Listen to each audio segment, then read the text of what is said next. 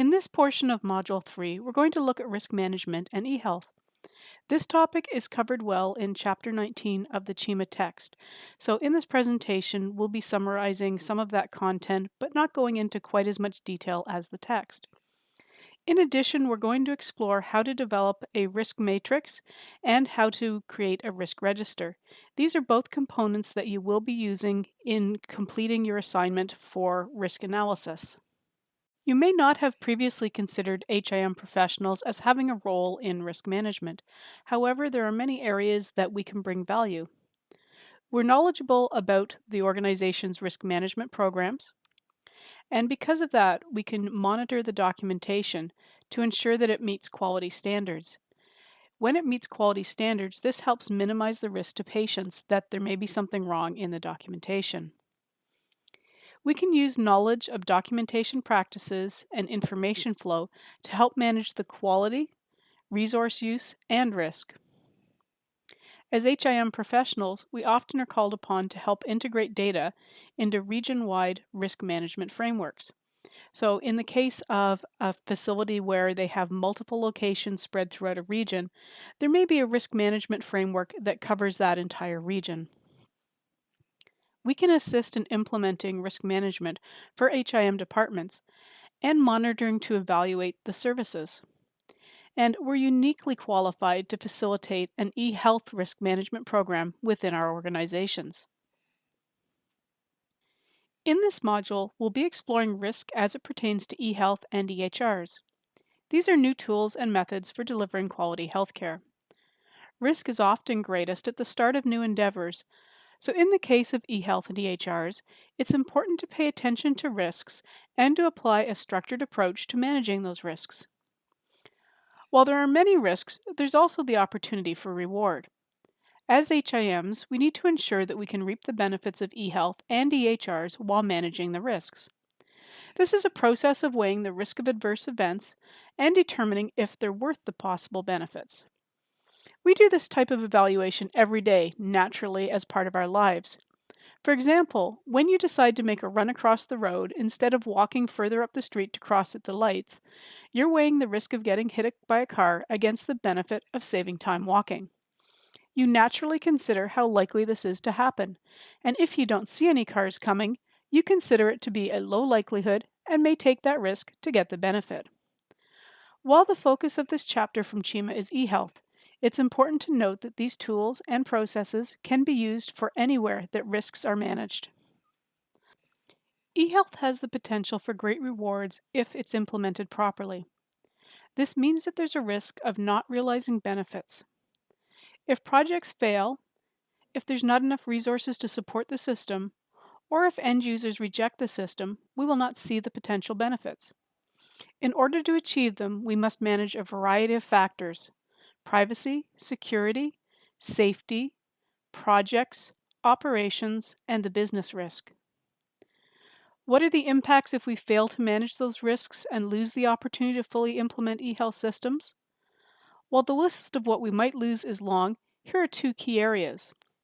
People could die due to preventable medication errors because safety in eHealth wasn't adequately addressed.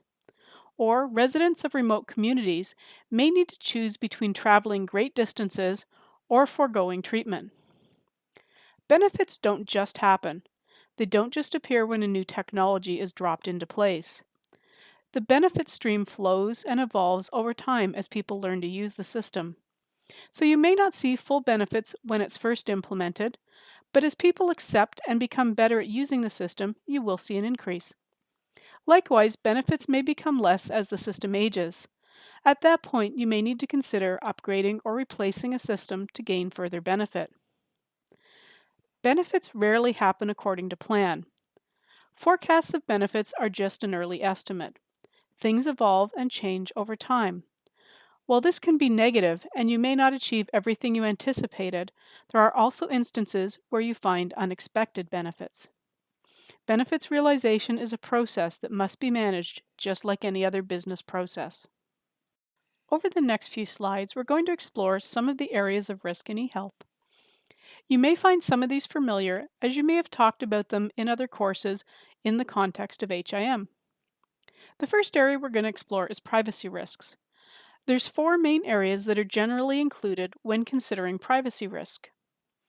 The unauthorized collection of personal information. So that's collecting information that you're not supposed to, whether it's extra information above what is required or requesting information that you shouldn't have access to.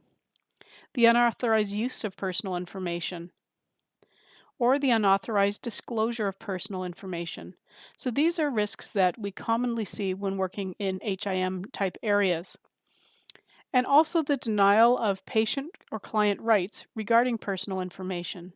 So this may be the instance where a patient comes and requests their personal information but is denied access to it.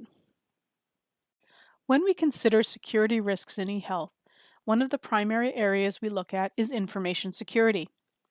There are three main objectives within information security. The first is confidentiality, or ensuring that information is protected from unauthorized access, use, and disclosure. Confidentiality is protected via access controls, encryption, training of staff, and confidentiality agreements for staff. Integrity is ensuring that information is complete, accurate, and up to date, and that the information is not corrupted in any way while being input, processed, stored, or communicated. Integrity is critical as health information is often used in circumstances where health, safety, and the life of the patient are at stake. This can be achieved through input controls, audits, checksums, and other mathematical techniques. Availability is ensuring that the personal health information is available to authorized users when it's needed. Health systems are vulnerable to internal and external threats that can destroy data or interrupt critical services. The more eHealth is used, the more it's important to plan for availability. There are also a host of other potential adverse events, such as the loss of personal health information, for example, when a USB key is lost, corruption or unauthorized modification of PHI, which could be in instances such as hackers, or loss of information communications technologies or your services that provide the backbone for eHealth. Safety risks are emerging as an important risk factor in eHealth. eHealth can be used to enable patient safety in many cases, but it's important to know that systems can also introduce new safety risks. Safety is a major theme in the business case for eHealth. Some of the causes of eHealth safety risks include security issues. So this is similar to the security area that we just looked at, and it involves confidentiality, integrity, and availability, inaccurate or falsified data, or systems unavailability. There can be quality issues. Software and hardware can fail to provide the essential information. Or, if corrupted data is delivered, that can also provide a safety risk to the patient. There can also be human factors issues that are related to safety, and these can be very prominent. There can be the failure of human or information systems interfaces, and it can also extend more broadly to include social, cultural, organizational, and political issues. Project risk is a major area in eHealth. A 2009 report by the Standish Group looked at project success on IT projects. The results were somewhat surprising. Only 32% of IT projects succeed. Of the remainder, 24% fail outright, and 44% fail to meet expectations, exceeding timeline or budget, or failing to deliver the required functionality. So this points to just how big of a risk that projects can be in eHealth. HIMs are often on project teams when implementing eHealth systems. We can fill a variety of roles, and we can also influence risk in many ways. IT projects are well known for their risk of unsuccessful completion, as outlined in the Standish Group report. eHealth projects are often implemented into very complex environments, and they may also require process reengineering, so changing the workflow and how people do their work, and they may make changes to job functions or introduce new skills. So, because these environments, especially in healthcare, are so complex, this makes the risk of failure even greater than the general numbers reported by Standish. Four of the major threats in project risk are the failure of the project, the scope being compromised, delays in the timetable, and cost overruns. Projects represent temporary endeavors that implement new systems or make upgrades or changes to existing ones. Once a project has ended, the system moves into an operational mode until it's replaced or retired. The operational mode consists of the day-to-day running of the system. This is the phase where most benefits materialize. However, attention must be paid to any risks that are carried over from the project phase and to evaluate on a regular basis to identify any new risks which may appear. There are two dimensions to operational risk. The first relates to technical functions. They must exist to support the system throughout its operational life. You will most commonly hear the terms of maintenance and support. Maintenance is the work done on the system to ensure current functionality continues to work as it should, and it can include preventative, diagnostic, updating, replacement, and repair procedures. Support refers to actions taken on behalf of the users rather than to actions taken on equipment or the system. Support denotes activities that keep users working or help users to improve the ways they work. This can include areas such as help desks, technology assistance, and training. Clinical functions and the user environment is another dimension of operational risk. This includes users being trained in the safe and effective use of the system. The best system in the world is of little value when no one knows how to operate it properly. Risks in this area include incompatible technology, for example, two systems which need to speak to each other but have different languages and need an interpreter. Obsolescence is when hardware or software becomes outdated or reaches the end of its life and must be replaced. Another risk area is the inability of either the system or those that work with it to meet the required service levels. A final area that can often be overlooked is not having enough skilled human resources to meet the performance levels. Business risks in eHealth are associated with the business or political environment of the organization. This can be one of the most challenging areas of risks, as the organization doesn't always have control over the measures that are necessary to reduce the potential of adverse events in this area. Business risks are often at the heart of risks that materialize in other domains such as safety or operational or project. Business risks that should be addressed when conducting any eHealth initiative include legal liability, financial losses, political interference, challenges in procurement, potential rejection of the system by users, and interruption of business. There are a number of best practices which have been identified as helping to reduce risk in eHealth environments. Implementing any of these in your healthcare organization will help to lower risk. The first is an eHealth governance framework and authority.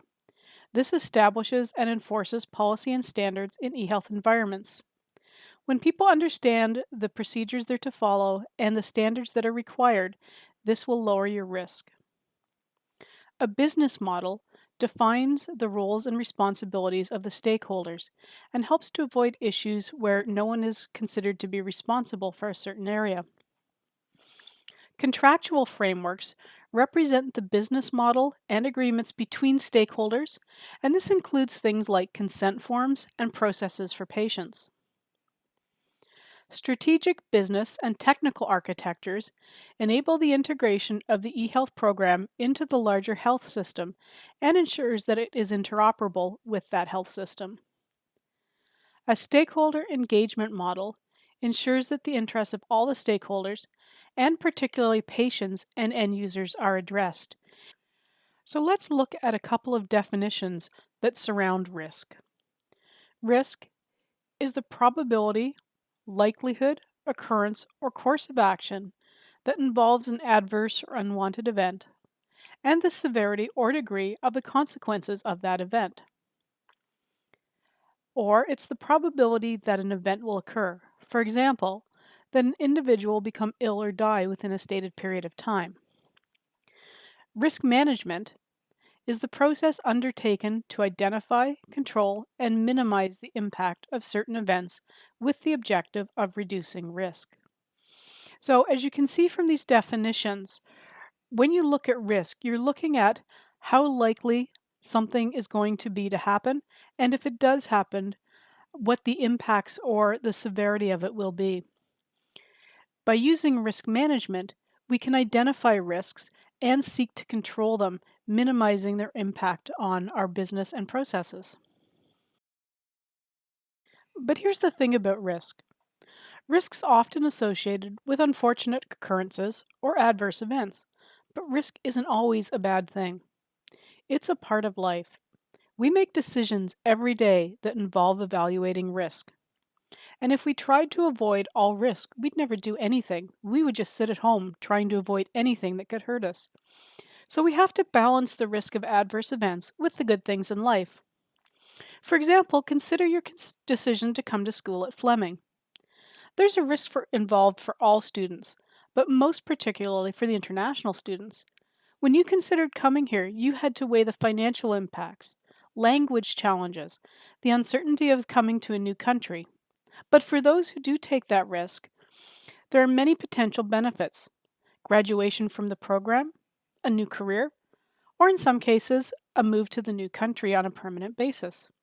So while there are always risks in life, sometimes stepping up and taking those risks leads to really great things.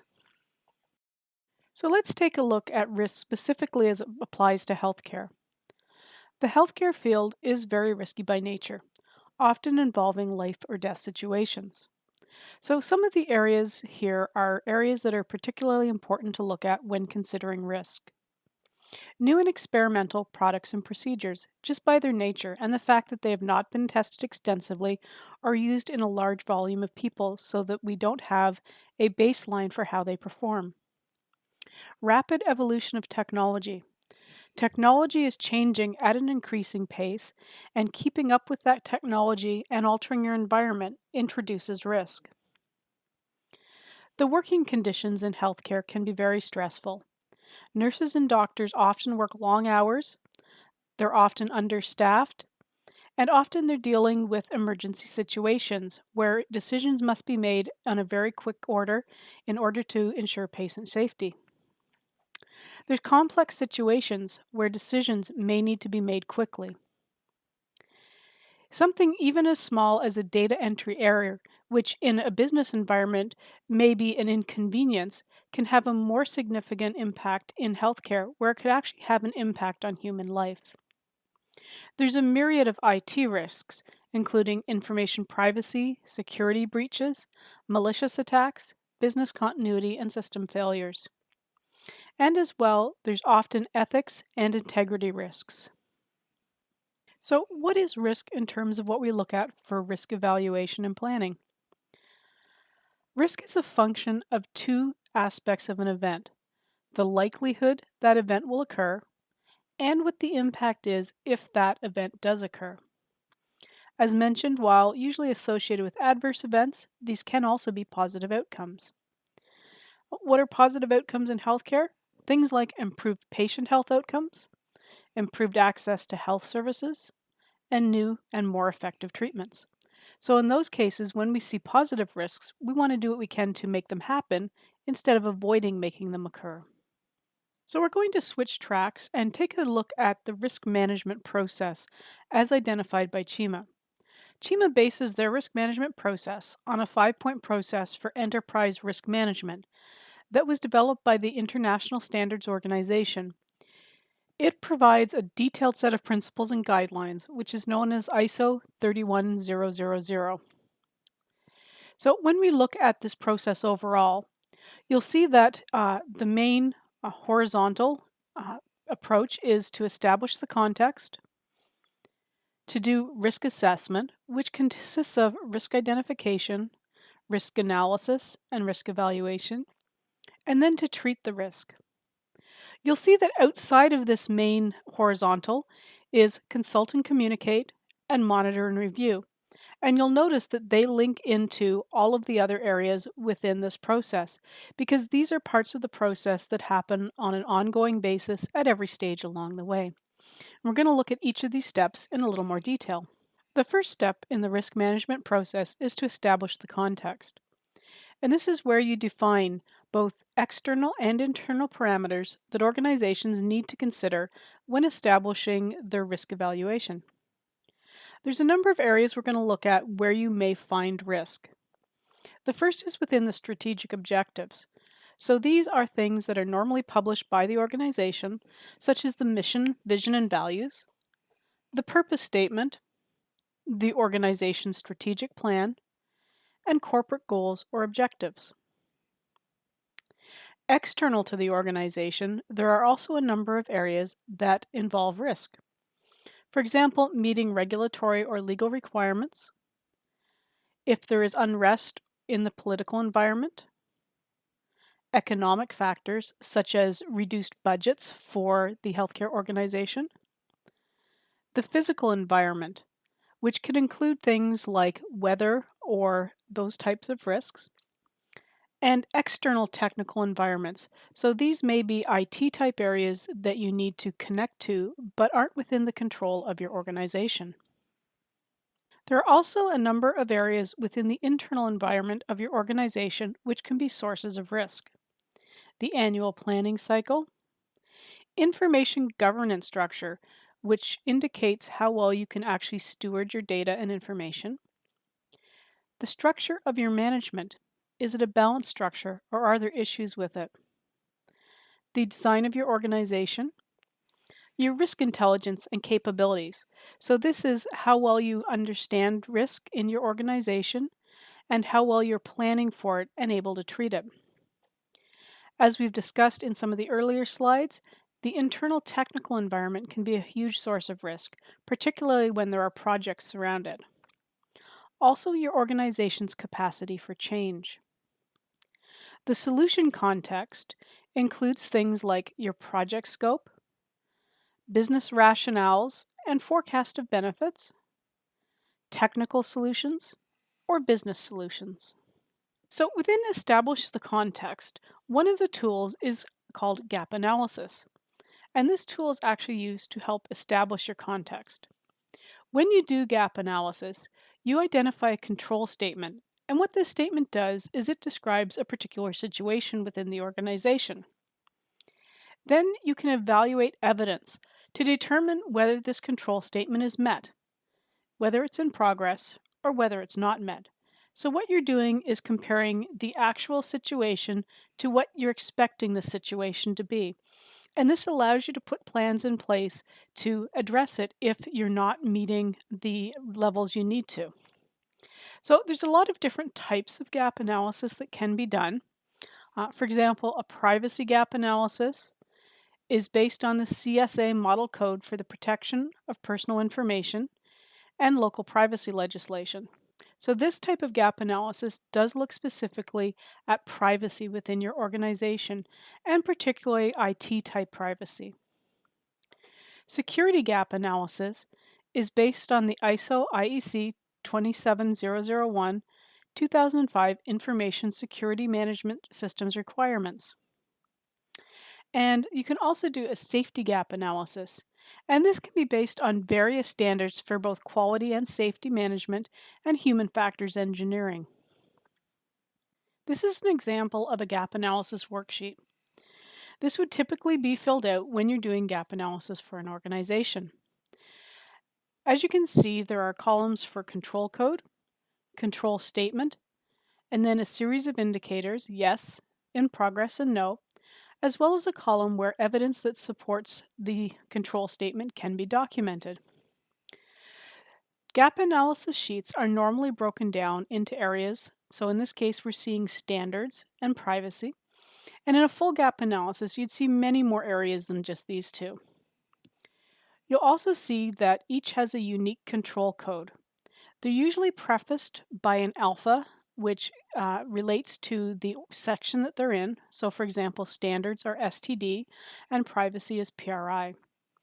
They also have a numerical ending, which helps to make unique control codes.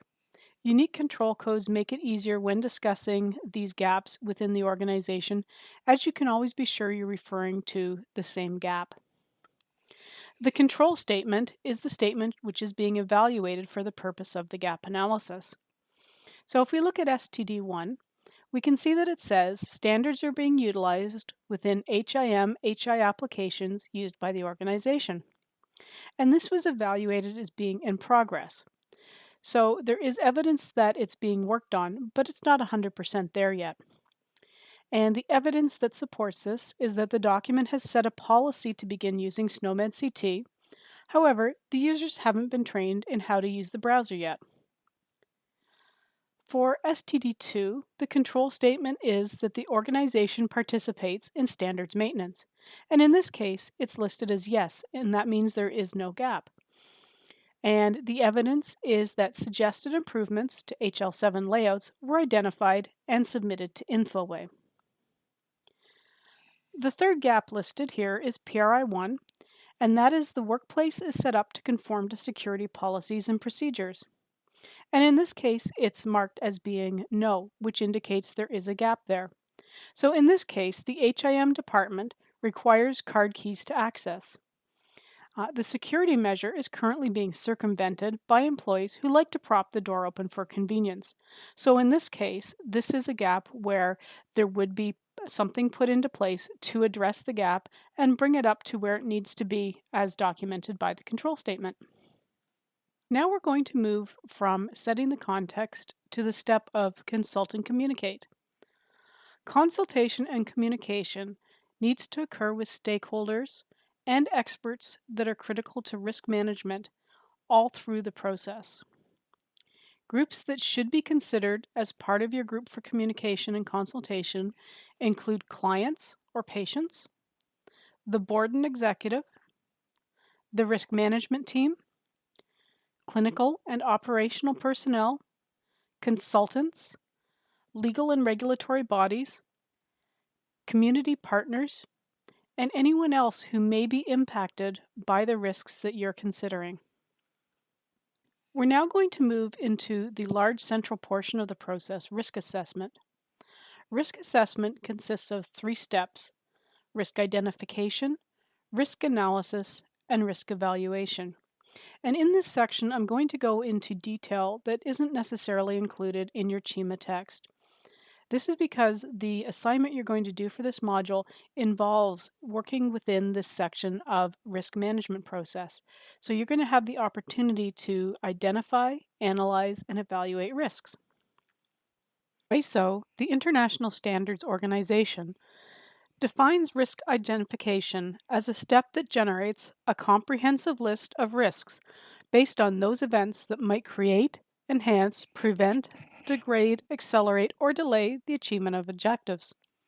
So it's important to know what the objectives of the organization are in order that you can identify risks that are going to be focused on the things that are most important to the organization.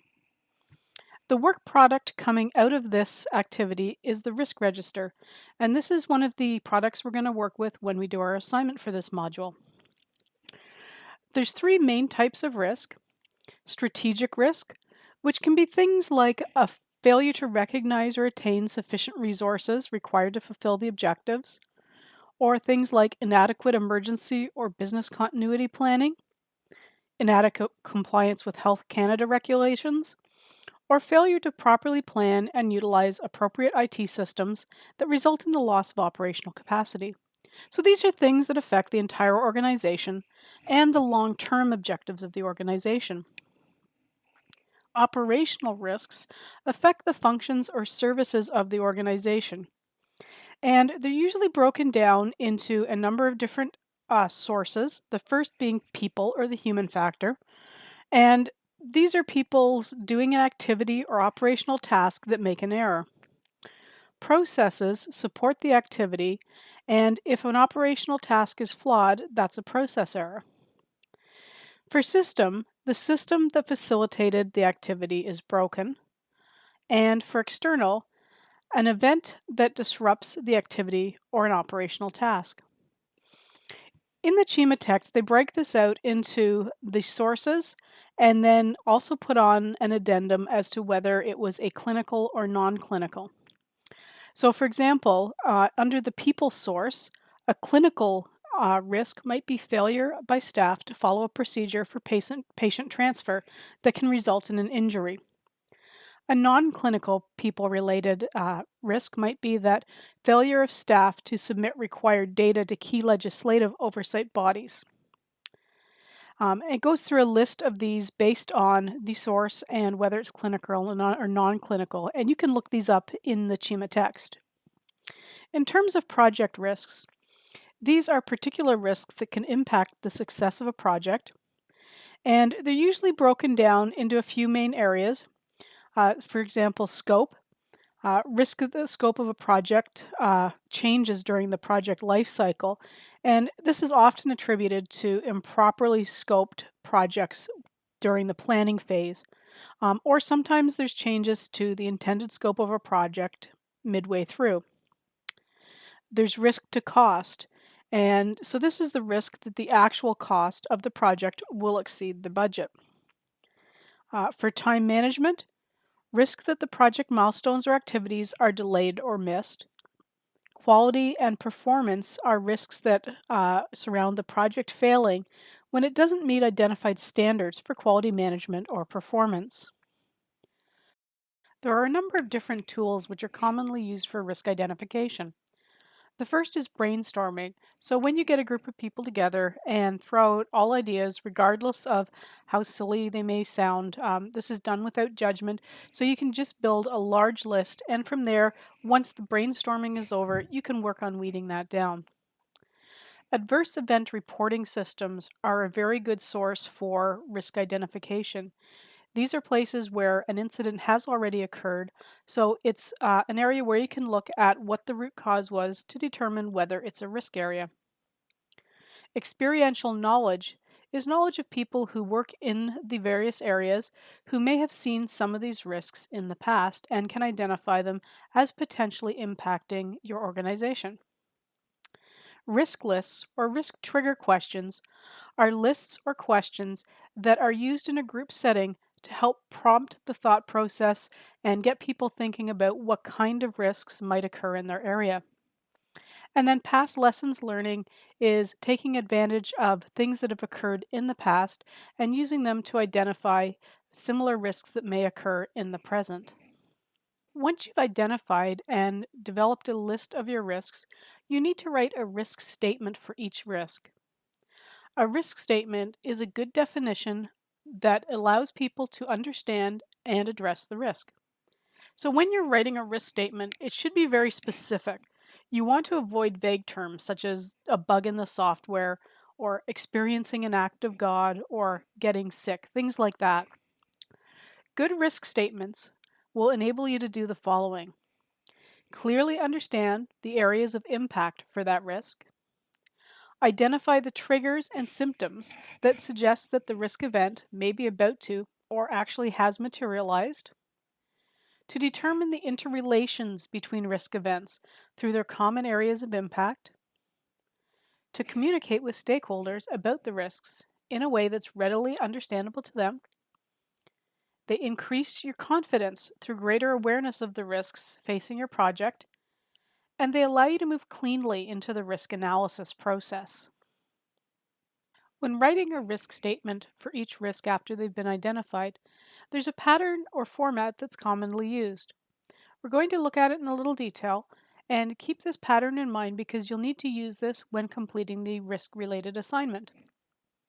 So it goes, if conditions occur during period, then a negative or positive impact to consequences may occur. It sounds a little odd, but let's break it down. So, if conditions occur, a condition is a future event or situation that may arise. So this is the risk that you've identified through one of your risk identification methods. During period, you'll notice is in square brackets, which indicates that this is an optional component of the risk statement. It's used if the timing of the condition matters. And you should try to include a timing if you can, but it doesn't work for every risk.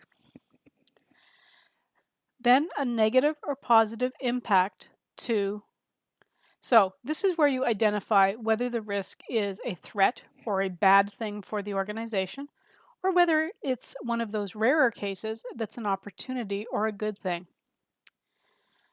And so then you have consequences may occur. Consequences defines the areas that will be impacted by the risk event. So here's where you try to elaborate on what's going to happen if that risk materializes. This is an example of a risk register, and this one has been completed as far as it would be in the identification phase of your risk assessment. So let's take a look at the 4 columns that are normally filled out at this point.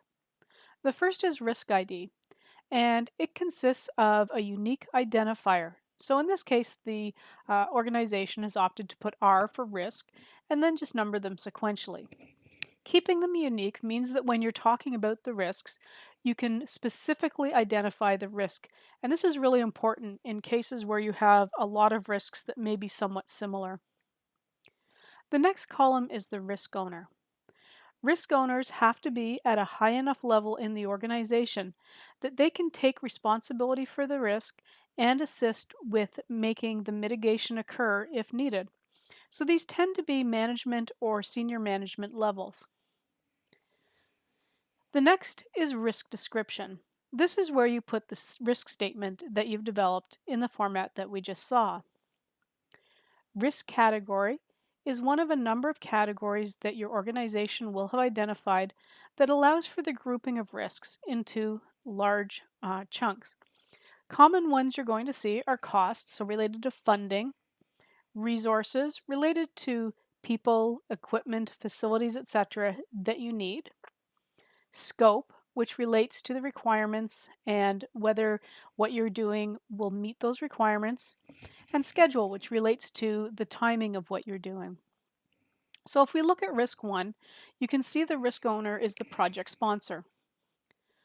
The description of the risk is if project funding is not secured by 1/20/2015, then the project deployment cannot be completed per the project schedule. So in this case, the issue is around whether the project gets funded. So this is a cost-related risk, and it has to be in place. The funding needs to be in place by January 20th, 2015. If the funding doesn't materialize by that time, then the risk is that the project can't be completed per the schedule that was approved. So take a few minutes and pause the slide and take a read through the other risks that are documented here. We're going to be looking at this set of them as we fill out the rest of the risk register over the next few slides. So this moves us now into risk analysis. Organizations can't manage all risks that may be identified. So analysis is done in order to rank and prioritize the risks. This allows the organization to focus on developing mitigation plans for the risks that will have the most significant impacts to them. Senior management or the board of directors will set a threshold for risk tolerance. Any risks that rate above this threshold will need to have treatment plans developed. Although sometimes the benefit of a high-risk activity outweighs possible adverse outcomes, and that may push up the risk tolerance for that one specific activity. But in general, the organization will follow the thresholds as outlined by the senior management and board of directors. The tool we normally use in order to do this is the risk map or risk identification matrix. Pay attention to this one as it's going to be one you use in completing your assignment. So the risk map is a way to chart risk, and it's going to compare the impact if that risk were to occur by the likelihood that it will. As mentioned, it's a useful dashboard for identifying risks and placing them in context, and aids in prioritizing. It also gives a view across the various silos of risk assessment. So, how does this work looking at risk versus impact? Well, for example, if you were looking at the possible risks involved with meeting up with someone at a specified time, the likelihood of you not paying attention to the time is much higher, and thus much more likely than, say, a sinkhole opening up in the pavement at the end of your driveway, preventing you from leaving. Impact relates to how severe the consequences may be if the risk materializes. So, in our example of meeting someone, if that person was your friend, the impact may be low, as they'll just shrug it off knowing that you're often late. However, if you're late to meeting up with your mother, this could have a high impact, as she's going to nag you for the rest of the day about your punctuality, or lack thereof. In terms of healthcare, low impact may involve an inconvenience of a patient, and a high impact could be where the patient suffers serious harm or potentially dies. Low likelihood has a remote possibility of occurring, while a very high likelihood is something that's almost certain to occur. This is how a risk matrix is typically laid out. You'll see that in the bottom left corner, we have ratings of very low for both impact along the y-axis and the likelihood along the x-axis. At each place where impact and likelihood intersect, you have a risk rating. For example, very low on both likelihood and impact give you a risk rating of low. A high likelihood and medium impact give a risk rating of high. This is a typical matrix, but you should note that your organization may view these intersections differently. For example, here, a medium impact and likelihood will give a high rating to the risk, but another organization may see this as a medium risk. Your organization will publish its own risk matrix to be used when working with risk. Keep in mind that for the assignment of this module, you'll be using this risk matrix. You'll notice in this version of the risk matrix, a thick white line has been added, starting on the impact side between high and very high, and making a ladder downwards towards the likelihood side between high and very high. This is the risk threshold as has been identified by the organization. When working with risk analysis, any risks that fall above this threshold must have a risk response other than accept and a developed plan for handling that risk. And we'll be talking more about this in the next few slides. In this case, any risk that's rated high, very high, or extreme must have a plan developed to address the risk. You'll also see dots on the matrix with numbers. These relate to the risks we've identified in our example risk register. So risk 1, which had an impact of medium and a likelihood of low, will rate as a medium. Risk 4, which had both an impact and likelihood of medium, will have a risk rating of high, and it's going to need a risk response other than accept and the development of a plan to handle it. Here's the risk register again completed for the analysis section. You can see that the impact, likelihood, and risk rating have all been completed. Impact is normally evaluated using a variety of factors, which can include things like experience and lessons learned from previous projects. For the purposes of your assignment, you'll be provided with a matrix which may help you evaluate what the possible impacts and likelihood could be. And you'll see that the risk rating has been calculated. This has been done using the risk map. Now we move into the next section, which is the treatment of the risk. Once you know how your risk rates, you have to determine how to treat your risks, how you'll handle them if it looks like the risk is about to occur or has occurred. Risk treatments are steps you take to further reduce the likelihood of a risk occurring or the impact of the risk if it does occur. Executive ownership of risks is critical to their management. There's both a cost and effort associated with managing risk, but if they're handled properly, you're going to see benefits from doing so. Organizations should have developed a risk management program or policies on how risk will be handled, and this is going to allow for a consistent approach in handling risk. Policies should provide guidance on the organization's thresholds and approaches to managing risk. The next section we're going to look at is how to treat risk. Risks can be either negative or positive, and your approach to how you treat those risks are going to vary depending on which they are. We're going to look first at how you treat negative risk. There's three main approaches: avoid, accept, or treat. You accept a risk when the possible rewards and/or opportunity presented outweigh the risk. The organization will acknowledge that the risk is there, but take no action unless the risk occurs. In our risk register example, risk 2 fell below the threshold and is a candidate to be accepted. The risk has been acknowledged, but it's not of sufficient rating that it requires a treatment plan. That said, when we look at the treatments in our examples, you'll see that the organization did elect to develop a treatment for the risk regardless of the fact it was below the threshold. Avoiding the risk is the preferred treatment for risks where the risk outweighs the reward. This is usually done by removing the cause of the threat. For example, removing activities that introduce the threat. It's not always possible to avoid risk. For risks that can't be avoided, they must be treated. Treating risk consists of developing and implementing strategies aimed at reducing the likelihood or potential impact of the risk. Once the risk has been sufficiently treated, it can be accepted. If it can't be sufficiently treated, ways should be investigated to avoid the risk. There's two main ways of treating negative risks. Mitigate or control are steps taken to reduce the likelihood of the risk occurring or reducing the consequences if it does occur. For example, doing a review of requirements could reduce the risk of delivering something that doesn't meet requirements. Transfer involves another party bearing part of the risk or sharing the risk.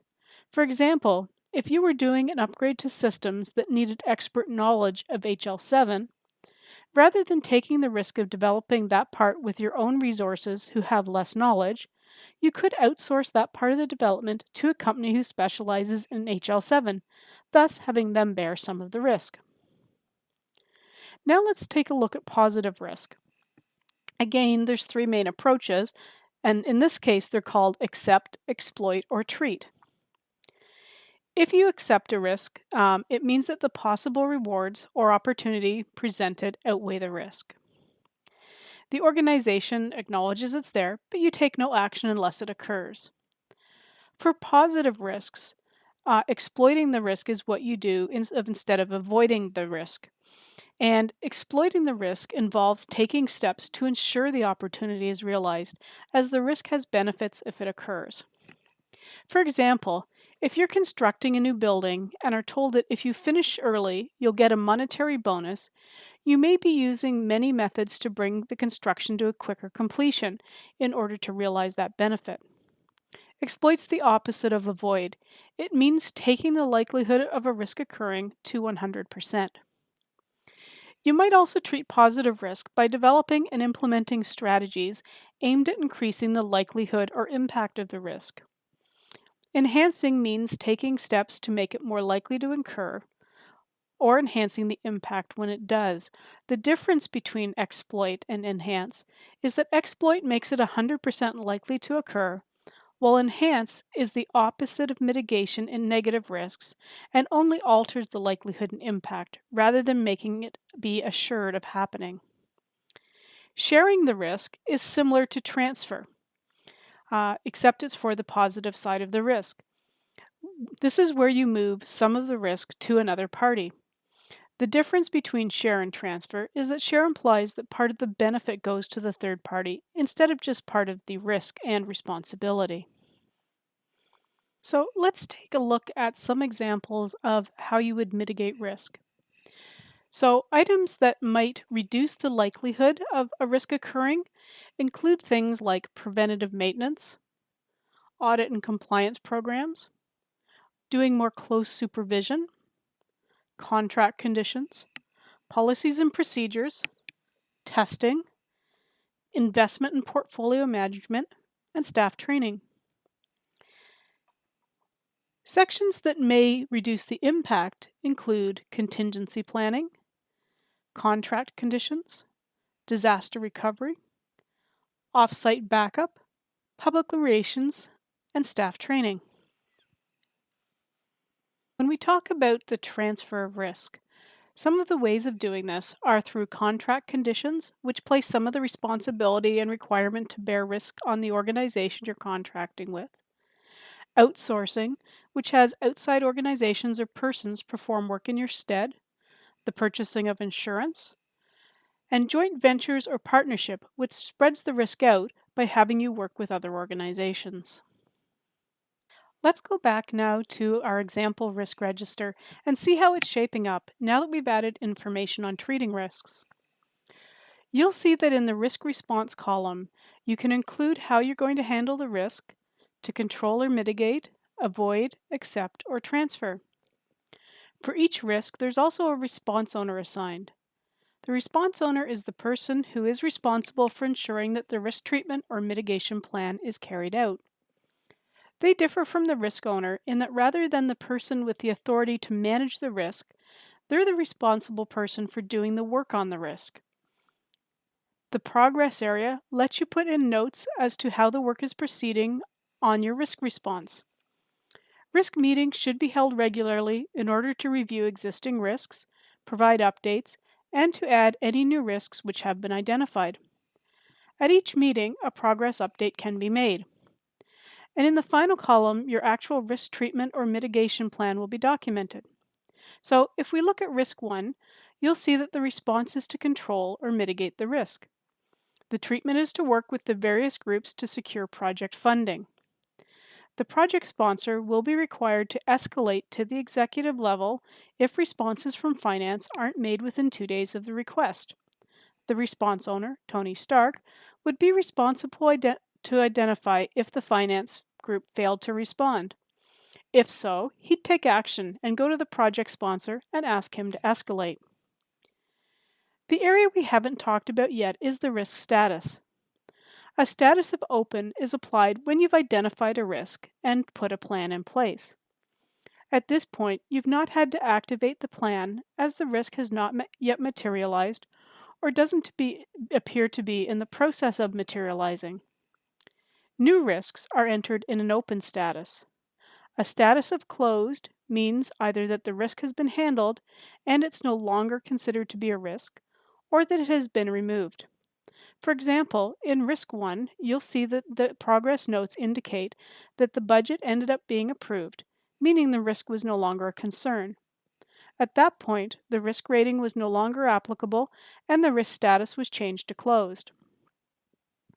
A status of mitigated means that the risk has materialized and there's ongoing work to mitigate the risk. So if we look at Risk 4, if the contract isn't complete by a specified date, there'll be an issue with completion of the project according to the schedule. This risk is actively being handled at this point. You'll see the treatment is to monitor daily and to work with contract management to help remove bottlenecks. The progress shows that the contracts have been submitted and that they're being processed. This is in mitigated status as the mitigation plan was activated, but it is not yet complete. Once the contracts are complete, this risk is no longer active and then it can be moved into a closed status. Take a look at Risk 3. This is an example of an avoid risk response. In this case, there was a risk to the project because one of the satellite sites did not have compliant hardware that would allow the project to use it as a pilot site. If the hardware could be installed prior to a date of 3/10, it could have been eligible. However, the site couldn't guarantee the hardware would be installed, and therefore the decision was made to avoid this risk. The site was removed from the pilot, and the risk was closed. And finally, look at Risk 5, which gives an example of transfer of risk. In this case, one of the sites was a military site, which meant there were specific requirements for security technologies. This was a risk because the organization didn't have sufficient expertise in the specific technologies. The decision was made to contract out that portion of the work to a company who had experience with military-grade security technologies. The last step we're going to look at is the monitor and review step. If you remember, this is one of those steps that did touch all of the other ones within the process. Risk management processes must be continually monitored and reviewed, and there's a number of areas that you need to focus on to ensure that risk is adequately looked at. You need to ensure that all adverse events in your organization are reported and that incidents are investigated and managed. Any changes in context must be considered. New risks must be identified and reviewed regularly. Changes in risk factors and controls need to be evaluated. Risk management plans must continue to be executed, and all risk treatments must be monitored on an ongoing basis. In order to be effective, risk management processes must be integrated into the organization. It takes management buy-in and support in order to make this work. Areas where risk management should be integrated are in the development and implementation of an enterprise risk management system, when doing strategic planning for the organization, during quality management activities, when looking at the balanced scorecard, when doing incident management or handling adverse events, and when doing performance measurement and establishing rewards for employees. The last area we're going to look at today is the eHealth risk management key messages as denoted by CHIMA. These are important to know and understand. So let's take a look at a summary of what these messages are. Message 1. We cannot, nor should we attempt to avoid risk entirely. By applying sound risk management techniques, we can fully realize the benefits of eHealth, while at the same time ensuring that risks are kept within tolerable limits. Message number 2. eHealth risk management applies common sense to the day-to-day challenges of running a modern healthcare enterprise. Message 3. We must break down the silos of our risk assessments and present a complete and integrated picture to healthcare decision makers, enabling them to harvest the benefits of eHealth while managing the risk of adverse events. Message 4. We must acknowledge and respect that managing eHealth risk is a management prerogative, and endeavor to provide managers with the information they need to make appropriate risk decisions, and then to support those decisions as they're implemented. And message 5, all risks, including those associated with the realization of benefits, must be managed with proactive programs to avoid, accept, mitigate, or transfer the risk. Even the acceptance of risk requires a proactive management response.